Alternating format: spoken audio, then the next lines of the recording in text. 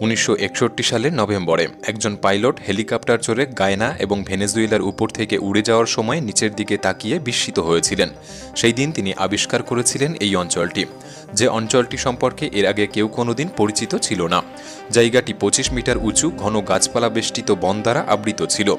এই পৃথিবী তার সৌন্দর্য এবং রহস্যে অসীম। কখনো কখনো আমাদের মনে হয় এই পৃথিবীর প্রতিটি কোণ আবিষ্কৃত এবং অধ্যয়ন করা হয়েছে, কিন্তু আমাদের এমন ভাবাটা ঠিক নয়। এই পৃথিবীর অনেক স্থান সম্পর্কে এখনও বিজ্ঞানের ধরাছোঁয়ার বাইরে। তাই আজকের ভিডিওতে আমি আপনাকে পৃথিবীর সবচেয়ে দুর্গম, অনাবিষ্কৃত অঞ্চলগুলির সাথে পরিচয় করাতে চলেছি, যেখান থেকে ফেরার কোনো পথ নেই। ভিডিওটি সম্পূর্ণ দেখার অনুরোধ রইল। আর নতুন বন্ধুরা অবশ্যই পাশে থাকা সাবস্ক্রাইব লেখাটি প্রেস করে বেল আইকনের অল অপশন সিলেক্ট করুন। সনডং কেভ। এই গুহাটি দক্ষিণ পূর্ব এশিয়ার সবচেয়ে শ্বাসরুদ্ধকর স্থানগুলির মধ্যে একটি হিসাবে মনে করা হয়। এই অঞ্চলটি ভিয়েতনাম কোয়াংবিন প্রদেশের ফং না কেবাং জাতীয় উদ্যানের মধ্যে অবস্থিত। বহু বছর ধরে এই গুহার অস্তিত্ব সম্পর্কে কেউই জানত না, কারণ এটি একটি প্রত্যন্ত অঞ্চলে অবস্থিত। এখানে পৌঁছানোর জন্য একজন ব্যক্তিকে অবশ্যই ঘন জঙ্গল অতিক্রম করতে হবে এবং বেশ কয়েকটি নদী।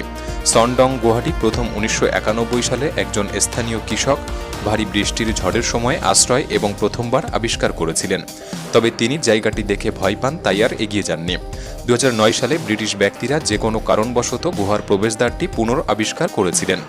যখন বিজ্ঞানীরা ভেতরে প্রবেশ করলেন, তারা সনডংয়ের আকার এবং সৌন্দর্য দেখে রীতিমতো অবাক হয়ে যান। তখন থেকেই এই গুহা নিয়ে গবেষণা শুরু হয়। এর গভীরতা প্রায় 150 মিটার এবং এর দৈর্ঘ্য প্রায় 9000 মিটার। মোট আয়তন 38.5 কিউবিক মিটার অনুমান করা হয়েছে, যা সনডংকে বিশ্বের বৃহত্তম গুহাতে পরিণত করে। বিজ্ঞানীরা এখনও সনডংয়ের 6000 মিটার টেরিটরি অঞ্চলকে অন্বেষণ করতে পেরেছেন। পাথরের ফাটলের মধ্যে দিয়ে জল এবং আলোর উপস্থিতি এই অঞ্চলে অনেক উদ্ভিদ এবং প্রাণীর জন্ম দিয়েছে। গবেষকরা গুহার ভিতরে ভাল্লুক, তোতা, বাদুড়, শত শত প্রজাপতি এবং 70 প্রজাতির উভচর এবং সরীসৃপ প্রাণীর খোঁজ পেয়েছেন। সনডংকে বলতে পারেন একটি পৃথক বিশ্ব, যা আমাদের বিশ্ব থেকে দীর্ঘকাল মানুষের চোখের আড়ালে রয়েছে। জাভারি ভ্যালি। আমাজন রেইন ফরেস্টের এই জাভারি ভ্যালি একটি দুর্গম এবং অস্পর্শ অঞ্চল। এই অঞ্চলে বেশিরভাগ উপজাতিদের বসবাস, যারা সভ্যতার সাথে কোনো যোগাযোগ রাখতে চায় না। জাভারি উপত্যকা হল আমাজনের আদিবাসীদের সবচেয়ে বড় রিজার্ভেশন। এটি ব্রাজিল ও পেরুর সীমান্তে অবস্থিত। এর আয়তন পর্তুগালের আকারের সমান বা 5444 বর্গ কিলোমিটার। এই উপত্যকায় 14টি উপজাতির প্রায় 2000 লোকের বসবাস। তাদের সকলেই বহিরাগতদের প্রতি ক্ষুব্ধ। প্রকৃতপক্ষে এর কারণ ব্রাজিলিয়ান শিকারীদের দ্বারা ক্রমাগত আক্রমণের প্রভাবে। জাভারি আদিবাসীরা তাদের অঞ্চল এবং চারপাশের প্রকৃতিকে রক্ষা করতে চায়। এই আদিবাসীদের কাছে আদিম বনগুলি অত্যন্ত গুরুত্বপূর্ণ, কিন্তু চোরা শিকারীরা তা ভুলে যায়। জাভারি জনগণ সভ্যতা এবং অগ্রগতি থেকে অনেক পিছিয়ে। তারা একটি ভিন্ন পথ বেছে নিয়েছে প্রকৃতির সাথে একতাবদ্ধ জীবন কাটাতে এবং সশস্ত্র চোরা শিকারীদের আটকাতে দুঃখজনক জীবনযাপন করছে। যদিও উপজাতিগুলি ব্রাজিলিয়ান কর্তৃপক্ষ দ্বারা সুরক্ষিত, কিন্তু চোরা শিকারীরা এখনও তাদের অঞ্চলে ক্রমাগত আক্রমণ চালিয়ে যাচ্ছে এবং জাভারিরা তাদের শিকারে বাধা দিলে তাদেরকে হত্যা করা হচ্ছে। Danakil depression. এই শান্তিময় পৃথিবীতে ডানাকিল ডিপ্রেশনকে আপনি নরকের সাথে তুলনা করতে পারেন। ডানাকিল ইথিওপিয়ার উত্তর পূর্বে ডানাকিল নামের মরুভূমিতে অবস্থিত। এই ভূখণ্ডগুলির প্রাকৃতিক দৃশ্য তাদের স্বতন্ত্রতা, বিভিন্ন শেডের লবণের স্তূপ, সালফিউরিক গিজার এবং আগ্নেয়গিরির গর্তে বুদবুদ লাভারদ দ্বারা মুগ্ধ করে। পৃথিবীর অন্য কোথাও এরকম কিছু দেখতে পাওয়া যায় না। এই অঞ্চলে বাতাসের তাপমাত্রা শীতকালেও চরম, প্রায় 35 ডিগ্রি সেলসিয়াস এবং গ্রীষ্মকালে 63 ডিগ্রি সেলসিয়াস। ডানাকিলকে পৃথিবীর উষ্ণতম এবং সর্বনিম্ন স্থান বলতে পারেন। এটি সমুদ্রপৃষ্ঠ থেকে প্রায় 125 মিটার নিচে অবস্থিত, তাই নিঃসন্দেহে অঞ্চলটি বিজ্ঞানীদেরকে আকর্ষণ করে। এই ধরনের পরিস্থিতিতে গবেষণা চালানো খুব কঠিন, তবে কিছু স্থান ইতিমধ্যেই আবিষ্কৃত হয়েছে। সম্ভবত তাদের মধ্যে সবচেয়ে উল্লেখযোগ্য ছিল 3 মিলিয়ন বছরেরও বেশি পুরনো অস্ট্রালোপিথেকাস অ্যাফারেন্সিসের অবশেষ আবিষ্কার।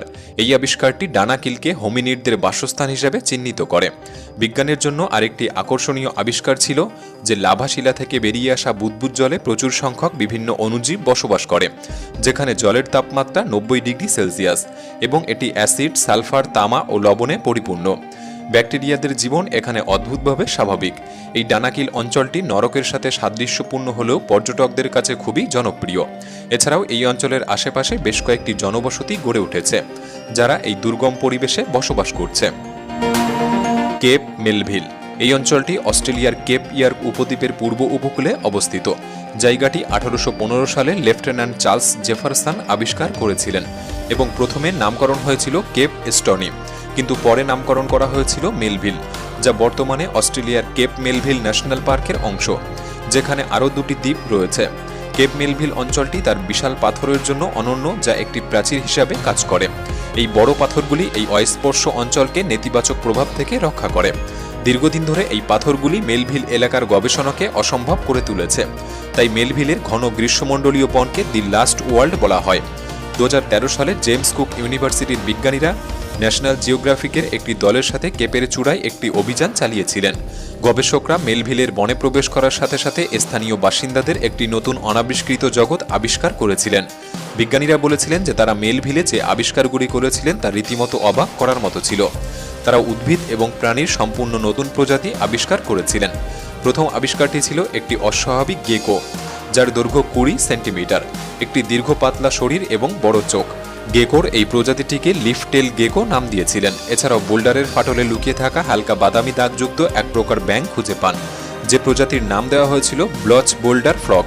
আরেকটি আবিষ্কার হয়েছিল কেপ মেলভিন শেড স্কিন নামে একটি নতুন প্রজাতির বাদামি টিকটিকি।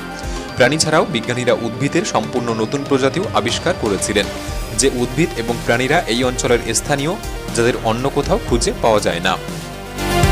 মোটুও কান্ট্রি। তিব্বত দীর্ঘকাল ধরে রহস্যে আচ্ছন্ন হয়ে রয়েছে, আংশিকভাবে বৌদ্ধ শিক্ষা এবং দুর্গম মহিমান্বিত পর্বত দ্বারা বিচ্ছিন্নতার কারণে।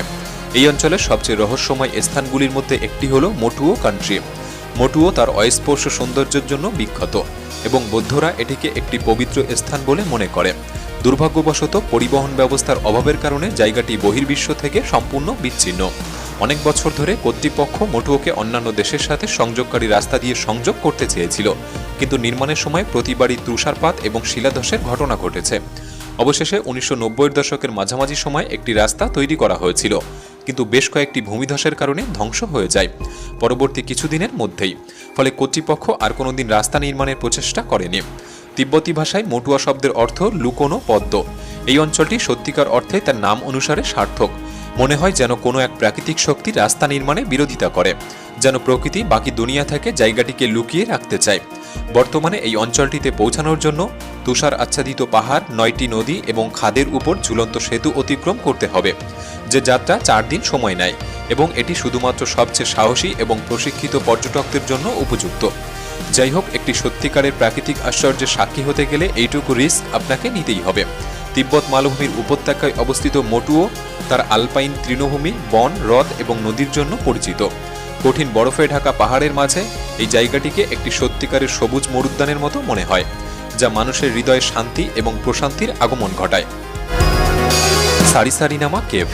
গায়না এবং ভেনেজুয়েলার দক্ষিণে সমতল চূড়াসহ শত শত উঁচু পর্বতমালার মধ্যে সারিসারিনামা প্রাচীনতম। এটি 25 মিটার উচ্চতা পর্যন্ত গাছের সাথে ঘন রাজকীয় বন দ্বারা বিচ্ছিন্ন। এই অঞ্চলটি 1961 সালের নভেম্বর পর্যন্ত দীর্ঘ সময়ের জন্য অনাবিষ্কৃত ছিল, যখন পাইলট হ্যারি গিবসন সারিসারিনামার উপর দিয়ে উড়ে যাওয়ার সময় বিশাল গর্তগুলি দেখতে পেয়েছিলেন। তার আবিষ্কার বিজ্ঞানীদের আগ্রহকে আরও জাগিয়ে তুলেছিল, কিন্তু এই সিঙ্কহোলগুলি অন্বেষণ করার জন্য জঙ্গলে প্রবেশ করা অত্যন্ত চ্যালেঞ্জিং ছিল। 1974 সালে প্রথম অভিযানের জন্য প্রস্তুত হতে প্রায় 10 বছরেরও বেশি সময় লেগেছিল। গবেষকদের হেলিকপ্টারে করে পর্বতের চূড়ায় নিয়ে যাওয়া হয়েছিল। তারপর তারা দড়ি ব্যবহার করে একটি গর্তে নেমেছিল। প্রাথমিকভাবে নিচে একটি হ্রদ খুঁজে পাওয়ার আশা করা হয়েছিল, কিন্তু সেখানে কিছুই ছিল না এবং দুর্ভাগ্যবশত দলটি তাদের গবেষণা শেষ হওয়ার পর এই গুহা থেকে উঠতে পারেনি। পরবর্তীতে বহু গাছপালা সাফ করে হেলিকপ্টার দ্বারা ওই স্থান থেকে উদ্ধার করা হয়। আরেকটি গবেষণা দল 2 বছর পর সারিসারিনামার চূড়ায় উঠেছিল এবং আরও 3টি গুহা আবিষ্কার করে। আসলে এই বিশাল শৃঙ্খলের জন্য পর্বত আরোহণ একদমই মুশকিল, এবং এর থেকেও বেশি মুশকিল এখানকার কল্প কাহিনীর জন্য। স্থানীয়রা বিশ্বাস করে এই 1350 মিটার গভীরতা থেকে কখনো কখনো গর্জন শোনা যায়। গুহাটিতে নাকি এক প্রাচীন অশুভ আত্মার আবাস, যা মানুষকে অপহরণ করে। তবে যে কারণেই হোক, এই দুর্গম স্থান আজও মানুষকে ফিরতে দেয় না। আপনি কখনো এমন স্থানের কথা শুনেছেন বা সম্মুখীন হয়েছেন? আমাদের কমেন্ট বক্সে জানাতে পারেন। ভিডিওটি ভালো লাগলে একটি লাইক করতে পারেন। তাহলে দেখা হচ্ছে পরবর্তী নতুন একটি এপিসোডে। ধন্যবাদ।